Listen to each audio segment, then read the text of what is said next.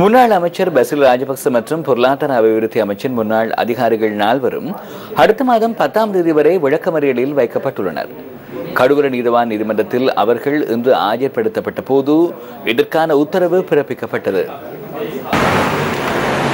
முன்னாள் அமைச்சர் பசில் ராஜபக்ச, பொருளாதார அபிவிருத்தி அமைச்சின் முன்னாள் செயலாளர் டாக்டர் நிகால் ஜெயதிலக, திவிநேகுமா அபிவிருத்தி திணைக்களத்தின் முன்னாள் பணிப்பாளர் நாயகம் RAAK ரணவக்க மற்றும் அதன் பணிப்பாளராக இருந்த RPB திலக்கசிறி ஆகியோர் இன்று மீண்டும் விளக்கமறியலில் வைக்கப்பட்டனர். பசில் ராஜபக்ச இன்று ஆம்புலன்ஸ் வண்டி மூலமே வைத்தியசாலைக்கு அழைத்து வரப்பட்டார்.